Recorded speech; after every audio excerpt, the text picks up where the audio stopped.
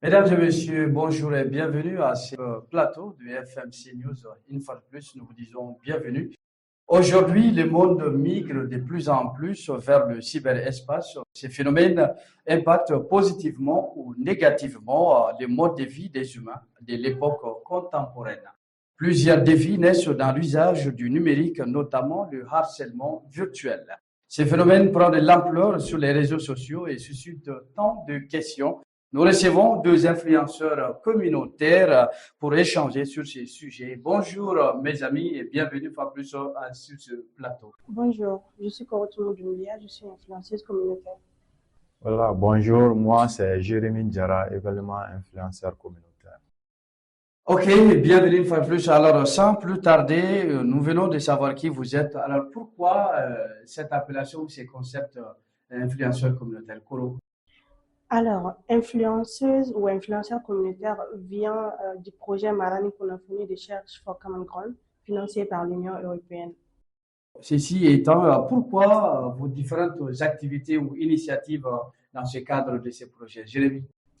Oui, nous avons initié ces activités pour aider la communauté, les jeunes, voilà aussi, notamment sur les réseaux sociaux, voilà, avoir une... Ok, d'accord. Donc, voici vos différentes initiatives s'inscrivent dans le cadre on va dire, du développement communautaire ou local. Alors, merci bien pour l'intérêt. Alors, sans plus tarder, Pro, tu vas nous dire qu'est-ce que le cyberharcèlement, sinon le harcèlement virtuel.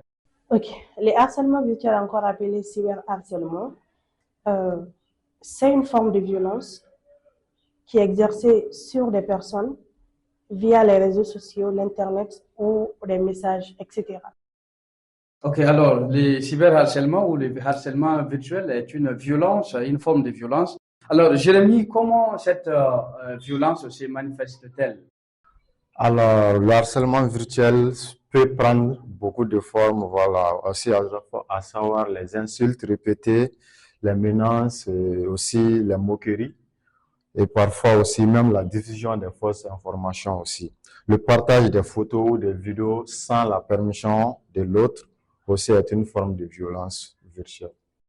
Ok, cette violence commence par, n'est-ce pas, ça peut commencer par une image, une vidéo, voilà.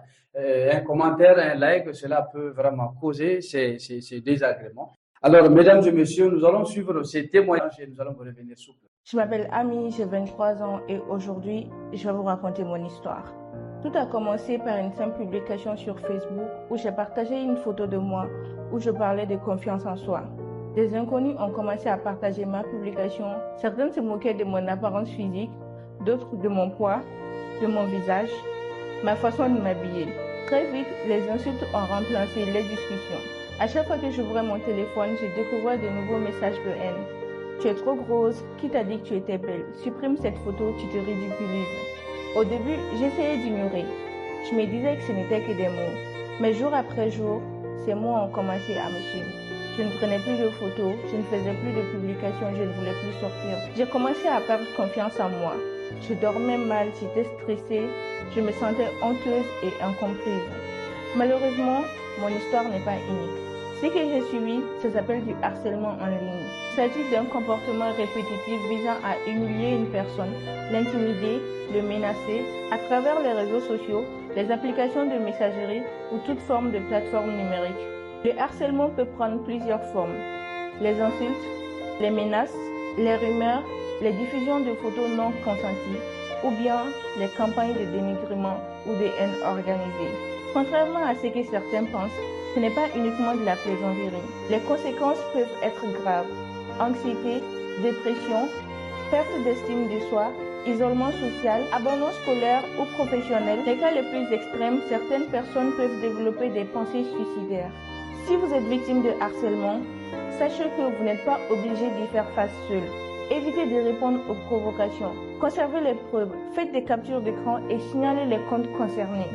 Parlez-en à une personne de confiance, à un proche, un enseignant ou bien rapprochez-vous des organisations spécialisées qui peuvent traiter ce genre de cas. Internet doit être un espace d'échange, de respect et de solidarité, pas un endroit où la haine détruit des vies. Tous ensemble, disons non au harcèlement en ligne.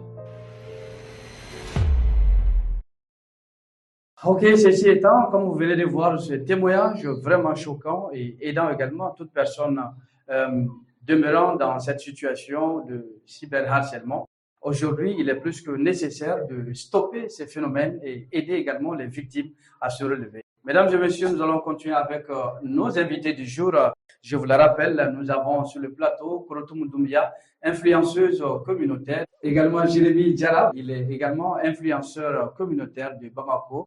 Nous allons nous adresser maintenant à Korotoum pour nous parler des causes du harcèlement virtuel. D'accord. Les causes de l'harcèlement virtuel sont nombreuses. Nous avons ceux qui vont à la recherche des buzz, des haines, des jalousies non fondées et plusieurs. Ok, d'accord. Toutes ces choses-là constituent les causes du harcèlement virtuel. Alors, Jérémy, quelles pourraient être les conséquences de ces phénomènes? Alors, le harcèlement virtuel peut avoir beaucoup de conséquences, à savoir aussi le stress, aussi la perte de confiance en soi, aussi les difficultés scolaires ou professionnelles parfois, et même également détériorer la réputation aussi des personnes concernées. Ok, alors les conséquences sont assez énormes. Donc, nous disons stop au harcèlement virtuel. Alors, Korotim, comment on pourrait remédier à ces problèmes? Pour, pour remédier à l'harcèlement virtuel, encore appelé le cyberharcèlement, nous avons plusieurs possibilités. À savoir, comme les influenceurs communautaires de Bamako sont en train de faire également, une campagne de sensibilisation pour la bonne usage et l'éducation aux médias sociaux, des perspectives qui peuvent amoindrir les dégâts via les réseaux sociaux sur l'harcèlement virtuel. Ok, donc ceci étant, nous pouvons vraiment compter sur vous, les influenceurs communautaires, pour vraiment aider toutes ces victimes ou des éventuelles victimes, parce que tant que nous sommes sur les réseaux sociaux, les choses pourraient balancer d'une manière ou d'une autre. Cela peut arriver à tout moment. Alors, Jérémy, tu as quelques conseils à prodiguer? Oui, bon, le conseil pratique à savoir aussi, ne répondez pas aux provocations, aussi conservez les preuves, les captures messages aussi, ne partagez pas aussi des fausses informations, aussi parlez-en à une personne de confiance au cas où vous êtes victime. Alors, il y a beaucoup de conseils pratiques, mais ceux-ci sont voilà, quelques-uns à savoir aussi. Ok, alors, Korotim, tu peux aussi ajouter quelques conseils? Alors, aux utilisateurs des réseaux sociaux, je dirais que ça doit être un espace d'échange d'informations et non un espace sur laquelle,